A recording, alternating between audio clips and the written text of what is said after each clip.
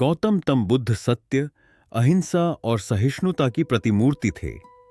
इन्हीं सद्गुणों का उपदेश वे घूम घूम कर देते और लोगों से इन्हें अपनाने का आग्रह करते। एक दिन वे किसी गांव में पहुंचे। वहां कुछ ऐसे अज्ञानी लोग थे जो बुद्ध के विरोधी थे। वे बुद्ध को अपशब्द कहने लगे। यह देखकर बुद्ध के शिष्यों को बहुत बुरा लगा। उन्होंने बुद्ध से इसका विरोध करने का आग्रह किया तो बुद्ध ने उन्हें समझाया कि ये लोग तो अपशब्द ही कह रहे हैं। यदि ये पत्थर भी मार रहे होते तो भी मैं कहता कि मारने दो। मैं जानता हूं कि ये कुछ कहना चाहते हैं, लेकिन क्रोध के कारण कह नहीं पा रहे। 10 साल पूर्व यदि ये ही लोग मुझे गाली देते तो मैं भी इन्हें गाली देता, किंतु अब तो लेन देन से मुक्ति मिल गई है। क्रोध से अपशब्द निकलते हैं। यहां तो क्रोध भवन कब का ढह चुका है। बुद्ध के विचार सुनकर अपशब्द कहने वाले हैरान रह गए।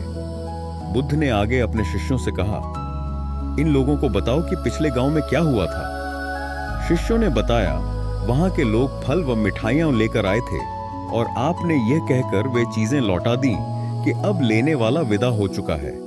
10 साल पहले आते तो मैं ये सभी उपहार ले लेता। बुद्ध बोले, उन लोगों ने मिठाइयां गांव में बांट दी, लेकिन आप ये अपशब्द गांव में न बांटे। आप मुझे क्रोध नहीं दिला सकते। ठीक उस खूंटी की तरह जो किसी को नहीं टांगती, लोग उस पर वस्त्र अवश्य टांग देते हैं।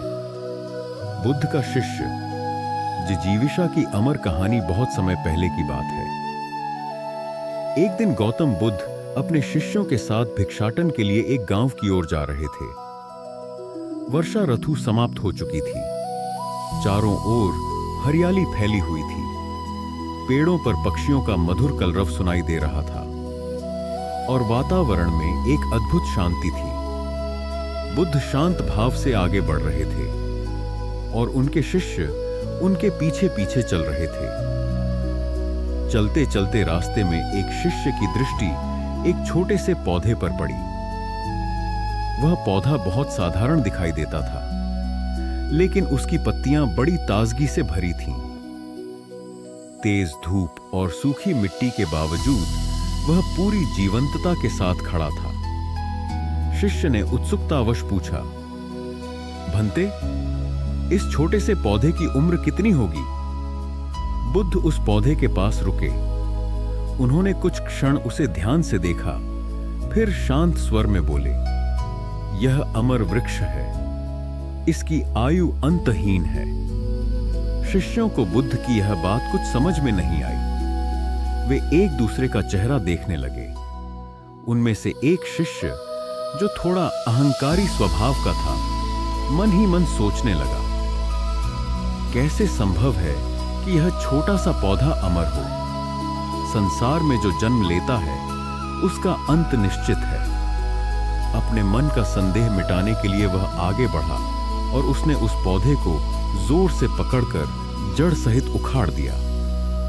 फिर मुस्कुराते हुए बोला, गुरुवर, आपने कहा था कि यह अमर है, लेकिन मैंने तो इसे एक ही पल में समाप्त कर दिया। बुद्ध ने उसकी ओर देखा। उनके चेहरे पर न क्रोध था न निराशा। वे केवल मंद मंद मुस्कुराए और बिना कुछ बोले आगे बढ़ गए। शिष्य को लगा कि शायद उसने बुद्ध की बात गलत सिद्ध कर दी है। उसके मन में अपने ज्ञान और शक्ति का अभिमान भर गया। समय बीतता गया। कुछ महीनों बाद चातुर्मास समाप्त हुआ। बुद्ध अपने शिष्यों के साथ उसी मार्ग से वापस लौट रहे थे। जब वे उस स्थान के पास पहुंचे तो सभी शिष्य आश्चर्य से रुक गए। जहां पहले वह पौधा उखाड़ा गया था, वहीं अब फिर से एक हरा भरा पौधा लहरा रहा था। उसकी पत्तियां पहले से भी अधिक चमकदार थीं, मानो उसने मृत्यु को हराकर फिर से नया जीवन पा लिया हो। जिस शिष्य ने उसे उखाड़ा था, वह हैरान रह गया। उसके मन का अभिमान धीरे धीरे टूटने लगा। वह बुद्ध के चरणों में झुक गया और बोला, तथागत, अब मैं समझ नहीं पा रहा हूं। जिसे मैंने अपनी आंखों के सामने जड़ से उखाड़ दिया था, वह फिर कैसे जीवित हो गया? आपको इसकी अमरता का ज्ञान कैसे था? बुद्ध ने शांत स्वर में कहा, मैं इस छोटे से पौधे की जिजीविषा को जानता था। जीवन की सबसे बड़ी शक्ति जीने की इच्छा होती है। जिस जीव में जीने का साहस, संघर्ष करने की क्षमता और फिर से उठ खड़े होने का संकल्प होता है, उसे समाप्त करना आसान नहीं होता। शिष्य ध्यानपूर्वक बुद्ध की बातें सुन रहा था। बुद्ध आगे बोले, मनुष्य भी इसी पौधे की तरह है। जीवन में कठिनाइयां, दुख, असफलताएं और संकट आते हैं। कई बार परिस्थितियां हमें जड़ से उखाड़ देने का प्रयास करती हैं, लेकिन जो व्यक्ति अपने भीतर आशा और संघर्ष की ज्योति जलाए रखता है, वह फिर से खड़ा हो जाता है। वही वास्तव में अमृता के मार्ग पर चलता है। बुद्ध की बातें सुनकर सभी शिष्यों के मन में गहरी शांति उतर आई। जिस शिष्य ने अहंकार में पौधे को उखाड़ा था, उसकी आंखों में पश्चाताप के आंसू थे। उसने समझ लिया कि बाहरी शक्ति से अधिक महत्वपूर्ण भीतर की जीवटता होती है। उस दिन बुद्ध ने अपने शिष्यों को सिखाया कि अमृता केवल शरीर की नहीं होती। सच्ची अमृता उस अदम्य इच्छा में होती है जो हर बार गिरकर भी मनुष्य को फिर उठ खड़ा होने की प्रेरणा देती है। शिक्षा जीवन में जिजीविषा सबसे बड़ी शक्ति है। जो व्यक्ति हार मानने के बजाय संघर्ष करता है, वह हर कठिनाई को पार कर सकता है। अहंकार मनुष्य को सत्य से दूर ले जाता है। प्रकृति हमें धैर्य, संघर्ष और पुनर्जन्म की प्रेरणा देती है। बुद्ध का शिष्य महाभारत में बताया गया है कि भीष्म पितामह को इच्छा मृत्यु का वरदान प्राप्त था, अर्थात वे स्वयं जब तक मृत्यु का आह्वान न करें, काल उनके पास भी नहीं फटक सकता था। इसी तरह अमृता को लेकर अनेक कथाएं प्रचलित हैं। महात्मा बुद्ध अपने शिष्यों के साथ भिक्षाटन पर जा रहे थे। रास्ते में शिष्यों ने एक पौधे की तरफ इशारा करते हुए पूछा, भंते, इस पौधे की उम्र क्या है? बुद्ध ने बताया कि यह अमर वृक्ष है, इसकी उम्र अंतहीन है। तभी एक शिष्य ने उस वृक्ष को जड़ से उखाड़ फेंक दिया और बुद्ध से बोला, गुरुवर, मैंने उसे एक ही पल में उखाड़कर समाप्त कर दिया। बुद्ध मुस्कुराए और निश्शब्द आगे बढ़ गए। महीनों बाद जब चातुर्मास बिताकर वे उसी रास्ते से लौटे, तो सभी ने उस पौधे को वापस हरा भरा देखा। वृक्ष को उखाड़ने वाले शिष्य ने पूछा, तथागत, आपको इस पौधे की अनश्वरता का कैसे पता चला? बुद्ध ने उत्तर दिया, मैं इस नन्हे से पौधे की अनंत जिजीविषा को जानता था। यह जीवन और अमृता की पहली शर्त है। जिसमें यह भावना है, वही जीवन को दीर्घ बन सकता है।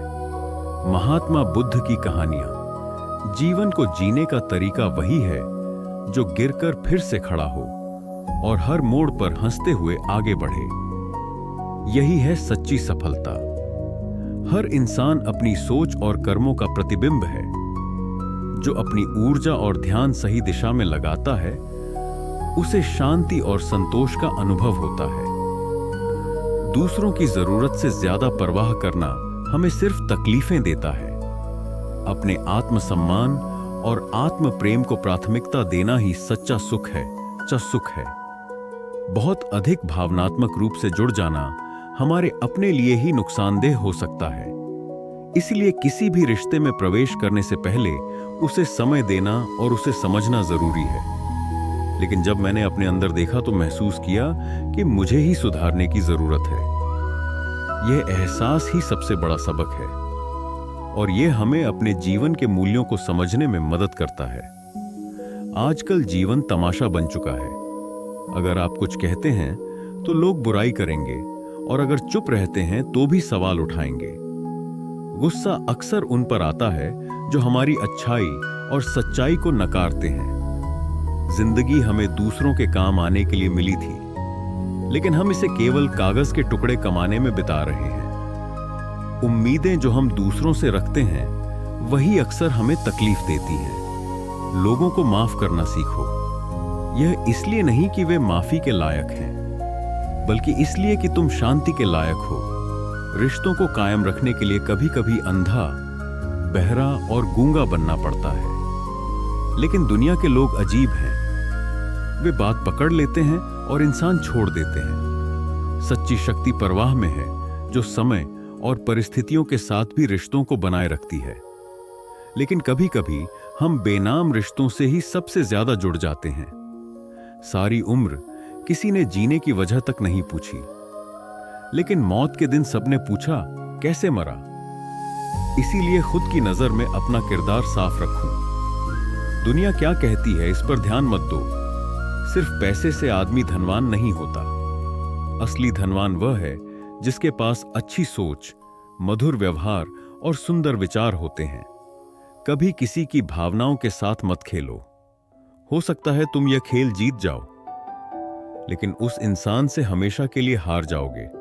जीवन में जितना जानते हो उसे कम बोलो। जब नींद नहीं आती तब समझ आता है कि दौलत और शोहरत से ज्यादा सुकून कीमती है। किसी इंसान को परखना हो तो बस इतना कह दो, मैं तकलीफ में हूं। तभी असली रिश्ते और इंसान की पहचान होती है। जो चीज हद से ज्यादा बढ़ जाए वह बर्बादी लाती है, चाहे वह इश्क हो या घमंड। रावण केवल घमंड की वजह से नहीं, बल्कि अपने अपनों में छिपे गद्दारों की वजह से मारा गया।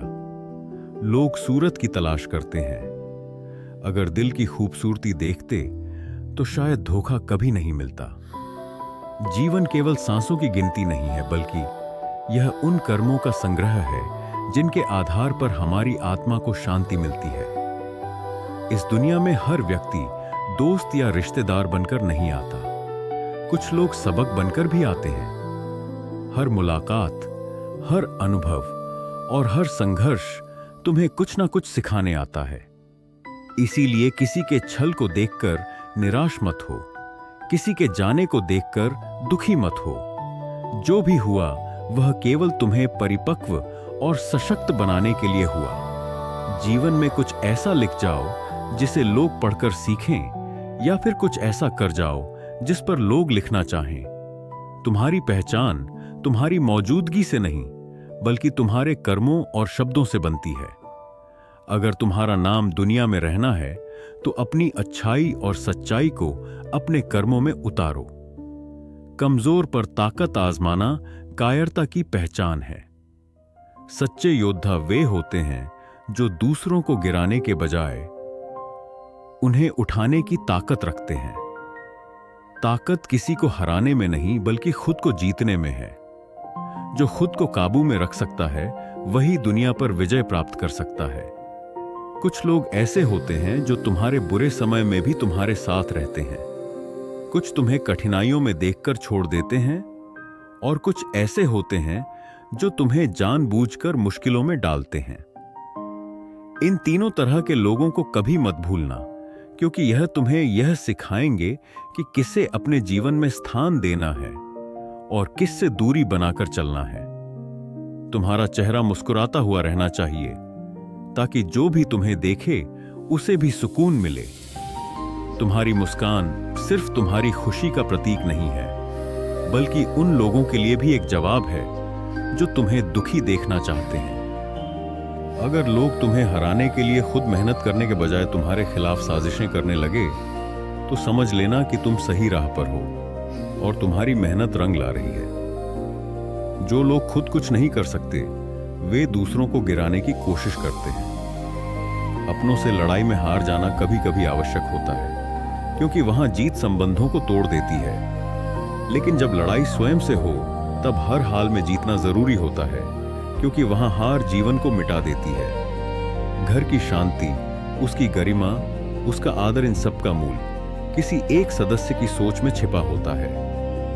एक व्यक्ति अपनी सोच से पूरे घर को प्रकाश में ला सकता है, और वही एक व्यक्ति अपनी कटुता से घर को अंधकार में भी डुबा सकता है। इसलिए यदि तुम कहीं भी हो, घर में, समाज में, संसार में, तो इस बात को याद रखो कि तुम्हारा एक विचार, एक निर्णय, एक भावना कितनी दूर तक असर कर सकती है। जिन्हें तुम अपना कहते हो वे भी बदलेंगे, पर जो अपने आप को नहीं बदलता वह समय से पीछे छूट जाता है। इसलिए परिवर्तन को रोकने की नहीं, उसे समझने और उसमें स्वयं को स्थिर करने की आवश्यकता है। और यही वह आत्मिक अभ्यास है जो तुम्हें संसार की परिभाषाओं से मुक्त करता है और आत्मा की शांति में स्थिर करता है। ठोकर और अनुभव, यह दोनों जीवन के सबसे बड़े शिक्षक हैं। किसी से अपनी तुलना मत करो। चांद और सूरज में कोई समानता नहीं होती, फिर भी दोनों अपने समय पर चमकते हैं। यह समझ लो कि जिंदगी में सही और गलत का निर्णय केवल परमात्मा और तुम्हारी अंतरात्मा कर सकती है। जिंदगी में कुछ रास्ते सब्र के होते हैं और कुछ रास्ते सबक के हैं। बहस और सफाई देने में समय बर्बाद मत करो। जो तुम्हें समझना चाहेगा वह तुम्हारी खामोशी में भी तुम्हें समझ लेगा। अपनी दिल की बातों को संभाल कर रखो, क्योंकि हर कोई तुम्हारी भावनाओं की कीमत नहीं समझेगा। दुनिया में बुराई हो सकती है, धोखा हो सकता है, लेकिन अगर तुम अच्छे बनना चाहो तो तुम्हें कोई रोक नहीं सकता। तुम्हारे कर्म ही तुम्हारी पहचान है, क्योंकि एक नाम के हजारों इंसान हो सकते हैं। डर को निकाल दो, क्योंकि जो खुद की तकदीर खुद नहीं लिखता, उसके लिए दुनिया अपनी शर्तें तय कर देती है। हर उस चीज से दूर हो जाओ जो तुम्हारी सफलता को रोक रही है। जीवन में आगे बढ़ने के लिए जरूरी नहीं कि हम नए रास्ते खोजें। कभी कभी बस पुराने बंधनों से मुक्त होना ही काफी होता है। जो लोग तुम्हारी सही बातों का भी गलत मतलब निकालते हैं, उनके सामने सफाई देने में अपना समय बर्बाद मत करो। समझने वाले को सफाई की जरूरत नहीं होती, और जो गलत समझना चाहता है उसे कितना भी समझाओ वह नहीं समझेगा।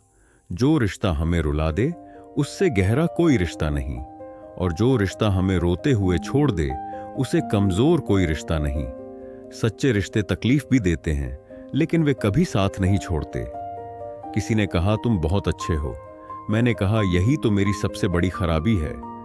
इस दुनिया में अच्छाई को कमजोरी समझा जाता है, लेकिन याद रखना, अच्छाई हमेशा अंत में जीतती है, क्योंकि सत्य और प्रेम की शक्ति सबसे ऊपर होती है।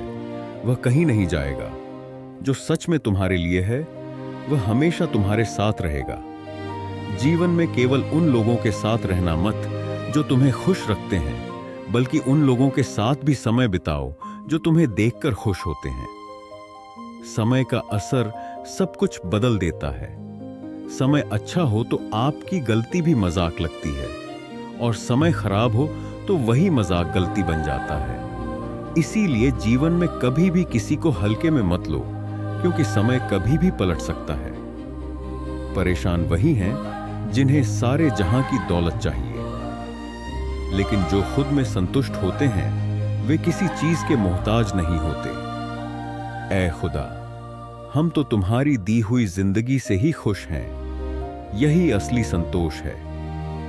कुछ लोग रिश्तों को मोम की तरह पिघलाकर निभाते हैं, जबकि कुछ लोग उन्हीं रिश्तों को आग लगाकर जला देते हैं। हमें अपने रिश्तों को सहेज कर रखना चाहिए, क्योंकि वे जीवन के सबसे अनमोल खजाने होते हैं। जब तुम्हारी आवाज किसी को चुभने लगे तो उसे तोहफे में अपनी खामोशी दे दो। मुखौटे देखने के अभ्यस्त हैं। कभी किसी फकीर को अपनी दहलीज पर अपमानित मत करना। वह केवल भीख मांगने नहीं आता, वह दुआ भी लाता है, और कई बार वह दुआ तुम्हारे पूरे कुल के लिए सुरक्षा बन जाती है। जीवन कैसा होगा यह तुम तय करते हो। तुम्हारे कर्म, तुम्हारा दृष्टिकोण, तुम्हारी करुणा यही तय करती है कि जीवन तुम्हारे लिए वरदान बनेगा या भार। और वहीं एक कोने में बैठी थी मायरा कुछ किताबों के बीच और एक डायरी के साथ। वही डायरी जिसमें वह रोज खुद से प्रश्न करती थी, क्या मैं इतनी बुरी हूं? क्या मैं किसी की परवाह के योग्य नहीं? क्या कभी कोई मेरी खामोशी को पढ़ सकेगा? प्रश्न उसके नहीं थे, पर वे उसकी आत्मा के साए बन चुके थे। उन्हीं सवालों के बीच अचानक कोई आ बैठा, एक अजनबी, पर उसकी आवाज में अजनबीपन नहीं था। उसने कहा, तुम्हारी आंखों में बहुत शोर है। मायरा चौंकी। यह पहली बार था जब किसी ने उसकी मौन चीखों को सुना था। वह मुस्कुराया और बोला, शोर तो हर किसी में होता है, बस कुछ लोग बोल नहीं पाते। वह लड़का था आरव, टूटा हुआ, खोया हुआ, लेकिन फिर भी दूसरों को जोड़ने वाला, क्योंकि जो भीतर से दरकते हैं वही दूसरों की दरारों को समझते हैं। उसने मायरा को नहीं समझाया, उसने उसे महसूस किया, और यही वह भाव है जो संसार के हर रिश्ते में सबसे अधिक दुर्लभ है। कुछ लोग अपने शब्दों से जोड़ते हैं, कुछ अपनी उपस्थिति से और कुछ अपनी समझ से। मायरा को किसी उत्तर की आवश्यकता नहीं थी, केवल किसी ऐसे व्यक्ति की जो उसके प्रश्नों को सुने बिना जज किए समझ सके। शब्द नहीं, स्पर्श नहीं, बस मौन की बस साझेदारी, जहां दो आत्माएं एक दूसरे की गहराई से संवाद करती हैं, और यही सच्चा संबंध होता है, जहां कोई यह नहीं पूछता कि तुम कितने टूटे हो, बल्कि यह कहता है जहां मतलब निकलते ही लोग दूर हो जाते हैं, जैसे कोई कर्ज चुका दिया हो। और ये दुनिया जो दूसरों को मिटाने की साजिश करती है, वो खुद कब मिट जाती है उन्हें खबर भी नहीं होती, क्योंकि मौत सबके लिए एक सी होती है, लेकिन जीवन जीने का तरीका ही तुम्हें ऊंचा या नीचा बनाता है। अब दुआओं में याद नहीं रखते लोग, चुगली में जरूर रखते हैं। यह जमाना तारीफ से ज्यादा नफरत को याद करता है। तुम चाहे कितने भी अच्छे क्यों ना हो, फिर भी कुछ लोग तुमसे नफरत करेंगे, क्योंकि अच्छाई उन्हें उनकी असलियत का आईना दिखाती है। इसीलिए सभी को खुश करने की कोशिश छोड़ दो, अपने सत्य पर टिके रहो, अपने कर्म को शुद्ध रखो, और जान लो कि जिसे समझना होगा वह अंततः समझेगा। जो वास्तव में बुद्धिमान होता है वह अपनी बुद्धिमानी का ढिंढोरा नहीं पीटता, क्योंकि उसे अपनी आभा दिखाने की आवश्यकता नहीं होती। उसका मौन ही उसकी समझदारी का प्रमाण बनता है। और जो मूर्ख होता है वह कभी यह स्वीकार नहीं करता कि उसे सीखने की आवश्यकता है। यही जीवन का सबसे सूक्ष्म सत्य है। जो जितना जानता है वह उतना ही विनम्र होता है, और जो कुछ नहीं जानता वही सबसे ऊंचा बोलता है। अपने शब्दों को हर किसी के सामने व्यर्थ में ना बहा। हर बात को कह देना आवश्यक नहीं होता। कभी कभी मौन रहकर यह देखना अधिक महत्वपूर्ण होता है कि कौन तुम्हारे मौन को भी समझता है। शब्द केवल ध्वनि है, लेकिन जो भाव मौन में छुपे होते हैं वही आत्मा की सच्ची भाषा बनते हैं। यदि कोई तुम्हारे मौन को नहीं पढ़ पाता तो वह तुम्हारी गहराई को भी कभी नहीं जान पाएगा। एक समय ऐसा आता है जब मनुष्य पीड़ा को भी सहजता से सहने लगता है। जब दुख स्थायी हो जाए तो हृदय उसकी आदत बना लेता है। यह आदत आत्मा के आंसुओं को सूखा देती है, और व्यक्ति बाहर से सामान्य भीतर से शून्य हो जाता है। पर यह भी स्मरण रखो कि यह शून्यता तुम्हारे सत्य का अंत नहीं, उसके उद्भव की तैयारी है। भूलने की बातें जितनी याद रखी जाएंगी, जीवन में उतना ही अधिक तनाव रहेगा। इसलिए जो बीत चुका है उसे पीछे मुड़कर मत देखो। यदि तुम अतीत में उलझे रहोगे तो जो सुख तुम्हारे सामने आने वाला है उसे खो दोगे। बेटे ब्याह तक और बेटियां अंतिम सांस तक मां बाप का साथ निभाती हैं। यही इस संसार का नियम है। कभी कर्तव्य के कारण तो कभी संवेदना के कारण, लेकिन माता पिता के प्रति स्नेह और कर्तव्य किसी भी संतान के लिए समान होना चाहिए। यदि जीवन को समझना चाहते हो तो पीछे देखो, और यदि इसे जीना चाहते हो तो आगे देखो। अतीत से सीखो, लेकिन वर्तमान में रहकर भविष्य की ओर बढ़ो। यही जीवन का वास्तविक सार है। जो व्यक्ति सत्य बोलता है और सही राह पर चलता है वह हमेशा लोगों की आंखों में खटकता है, क्योंकि सत्य कभी भीड़ का मोहताज नहीं होता। वह अकेला चलता है, लेकिन अंततः विजय होता है। जो गुजर चुका है उसे बार बार देखने की आवश्यकता नहीं, क्योंकि जो खो गया वह लौट कर नहीं आएगा, लेकिन जो आने वाला है वह तुम्हारे हाथ में है। बेहतरीन दिनों का आनंद लेने के लिए बुरे दिनों को सहन करना पड़ता है। सफलता बिना संघर्ष के नहीं मिलती। जब समय कठिन हो तब यह मत सोचो कि यह कब समाप्त होगा, बल्कि यह सोचो कि इससे तुम क्या सीख सकते हो। सबका भला सोचने की आदत है मेरी, परंतु यह आदत हमेशा मेरे ही लिए लागू नहीं होती। यही इस संसार की विडंबना है। जो दूसरों के लिए अच्छा सोचता है उसे ही अधिक परीक्षा देनी पड़ती है। सहने वाला जब अत्याचार सहकर भी मुस्कुरा दे तो उसका बदला स्वयं भगवान लेते हैं, क्योंकि धैर्य और सहनशीलता किसी भी अन्याय का सबसे बड़ा उत्तर होते हैं। हर छोटा बदलाव बड़ी सफलता का हिस्सा होता है। जो परिवर्तन को स्वीकार कर सकता है वही प्रगति कर सकता है। जिसके पास धैर्य है वह अपने हर लक्ष्य को प्राप्त कर सकता है। अपने माइनस पॉइंट को पहचानना ही सबसे बड़ा प्लस पॉइंट है। आत्म जागरूकता ही सबसे बड़ी ताकत है। जब तक तुम अपनी कमजोरियों को नहीं समझोगे तब तक उन्हें सुधार नहीं सकते। मेरी जेब में छोटा सा छेद क्या हुआ, सिक्कों से ज्यादा रिश्ते गिर गए। असली विजेता वही है जो कभी हार मानने को तैयार ना हो। अगर किसी अपने से गुस्सा या नाराजगी हो तो मिलकर सुलझा लो। जिंदगी बहुत छोटी है, इसे छोटी छोटी बातों में खत्म मत करो। हर दिन को सुलह और खुशी का मौका समझो। ऊपर वाले ने हिसाब बहुत सही लगाया है।